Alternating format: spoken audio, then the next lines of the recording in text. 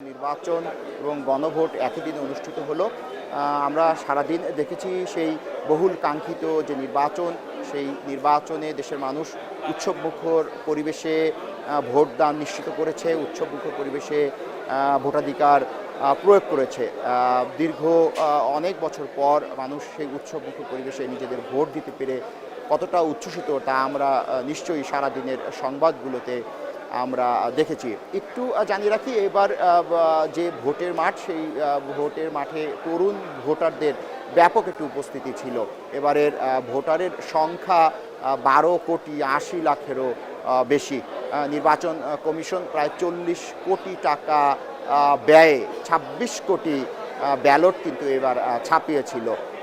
কেননা কারণ একজন মানুষ দুটি ভোট দিতে পেরেছে, একটি জাতীয় নির্বাচনের ভোট আর একটি গণভোট। সেজন্য তারা সেই হিসাব করে প্রায় 26 কোটি ব্যালট পেপার তারা ছাপিয়ে ছিল। তো এখন কিন্তু ভোট গণনা শেষ হয়েছে বেলা 4:30টায়। এখন সেই ভোট গণনার পরে কিন্তু সেই ভোটের যে রেজাল্ট নানা কেন্দ্র থেকে কিন্তু এই আগারগাঁও জিসি ভবন, সেই ভবনে কিন্তু আসতে শুরু করেছে। তো একটু জানিয়ে রাখি যে এবারে নারী ভোটার ছিল 6,28,00,000, পুরুষ ভোটার ছিল 6,48,00,000। সেই হিসেবে 20 কোটি পুরুষ ভোটার, 20 লাখ পুরুষ ভোটার বেশি, সেটি তো একটু এভাবে বলাই যায়। ভোটের যে ভোট গণনা, সেই ভোট গণনার কিন্তু অনেকগুলো ধাপ থাকে। অর্থাৎ পোলিং এজেন্ট প্রথমে যে ভোট ব্যালটগুলো সেগুলো সংগ্রহ করেন, সেগুলো সংগ্রহ করে তিনি স্বাক্ষর করেন এবং সিল করেন। সেগুলো তিনি এরপর পোলিং এজেন্ট সেই কাজ শেষ করার পরে সেগুলো প্রিজাইডিং অফিসারের কাছে হস্তান্তর করেন। প্রিজাইডিং অফিসার সেই ভোটগুলো আবার গণনা করেন এবং সিল দিয়ে সেগুলোকে রিটার্নিং কর্মকর্তার কার্যালয়ে পাঠানো হয় এবং রিটার্নিং কর্মকর্তা সেগুলো পুনরায় যাচাই বাছাই করে আগারগাঁয়ে যে প্রধান নির্বাচন কমিশন অফিস রয়েছে সেখানে প্রেরণ করেন। তো এই যে ধাপগুলো রয়েছে, এই ধাপগুলো অতিক্রম করে ভোট গণনা একটু সময় লাগে, সেটি তো আমরা জানি। তো আমাদেরকে মূলত গণমাধ্যমে গত 3 দিন আগে ইসি সচিব আক্তার আহমেদ তিনি জানিয়েছিল যে ভোট গণনায় কোনো কালক্ষেপণ করা হবে না এবং কোনো যে সময় অতিরিক্ত সময় লাগবে না। তিনি গণমাধ্যমে জানিয়েছিল যে শেষ ভোট পর্যন্ত, অর্থাৎ একদম শেষের ভোট পর্যন্ত নির্বাচন কমিশন অপেক্ষা করবে। একটু আমি যদি আপনাকে একটু ফ্রেমে যদি দেখাই যে এটি নির্বাচন কমিশনের যে বেসরকারি যে ফলাফল রয়েছে, ফলাফল সংগ্রহ ও পরিবেশন কেন্দ্র, সেই কেন্দ্র থেকেই আমরা মূলত আপনাদেরকে তথ্য জানাচ্ছি। এখানে বেশ কিছু গণমাধ্যমের স্টল রয়েছে। মূলত বাংলাদেশের অধিকাংশ গণমাধ্যমের যে স্টল সেগুলো এখানে রয়েছে। এখান থেকে তারা এই নির্বাচনী যে ফলাফল সেগুলো সংগ্রহ করছেন এবং সেগুলো সংগ্রহ করে তাদের যে গণমাধ্যম রয়েছে সেখানে তারা সম্প্রচারে নিয়োজিত রয়েছে। আপনি নিশ্চয়ই দেখতে পাচ্ছেন যে গণমাধ্যম কর্মীরা এই ভোটের সময়ে আসলে কতটা ব্যস্ত সময় পার করছেন। সেই সকাল থেকে এখন রাত অবধি এখনও তারা নিরলসভাবে কাজ করে যাচ্ছেন। একটু জানিয়ে রাখি যে এই যে ভোট, এই ভোটে কিন্তু দোদুল্যমান যে ভোট রয়েছে সেই ভোটের তো একটি ইফেক্ট ছিলই। সেটির পাশাপাশি তরুণ ভোটারের কিন্তু এবার ভোট কেন্দ্রে ব্যাপক উপস্থিতি ছিল। মানুষ কিন্তু উৎসবমুখর পরিবেশে, আনন্দঘন পরিবেশে নিজেদের যে ভোট সেটি অনেক বছর পরে প্রয়োগ করতে সক্ষম হয়েছে। একটু জানিয়ে রাখি যে 14, 18, 24-এর যে নির্বাচনগুলো, সেই নির্বাচনগুলো নানা কারণে বিতর্কিত ছিল, যে কারণে কিন্তু সাধারণ ভোটাররা ভোট কেন্দ্রে গিয়ে ভোট প্রয়োগের সুযোগ পাননি।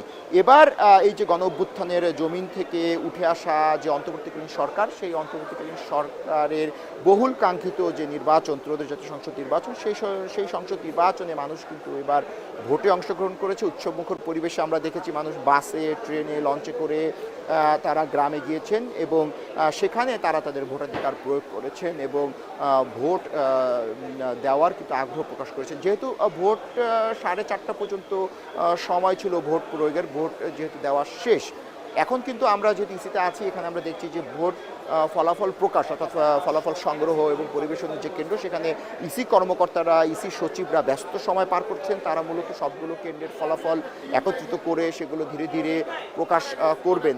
সেই ক্ষেত্রে যেহেতু একটি বিশাল একটি আয়োজন, এবং একটু বলে রাখি যে 42,000 এবার ভোট কক্ষ রয়েছে, 42,000 ভোট কেন্দ্র রয়েছে। সেই 42,000 ভোট কেন্দ্রে 2,44,000-এরও বেশি ভোট কক্ষ রয়েছে, অর্থাৎ এতগুলো 2,44,000 এই ভোট কক্ষের এতগুলো ভোট সংগ্রহ করে সেগুলো ফলাফল পরিবেশন করা একটি বিশাল একটি কর্মযজ্ঞ, অনেক বড় একটি কাজ।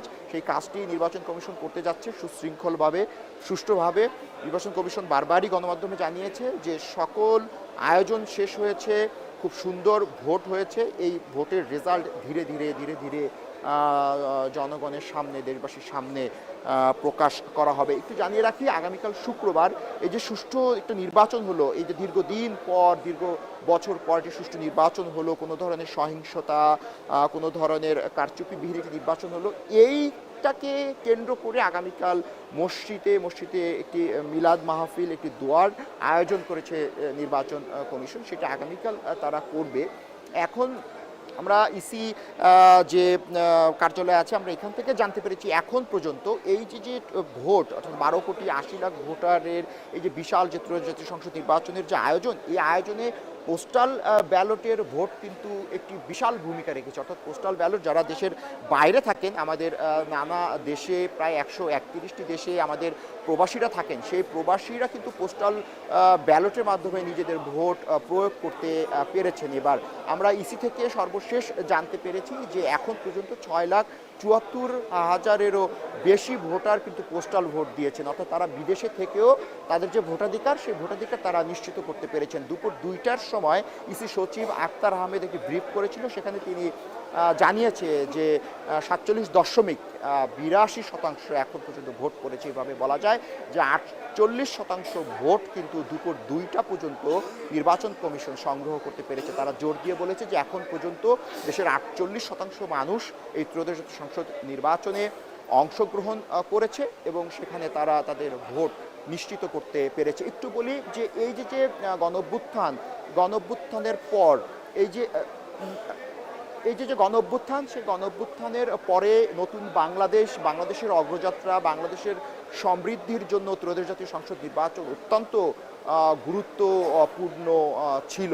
সেই যে নির্বাচন আমরা দেখলাম, সেটি সফল, সুন্দর, সুশৃঙ্খলভাবে এরই মধ্যে অনুষ্ঠিত হয়ে গেল।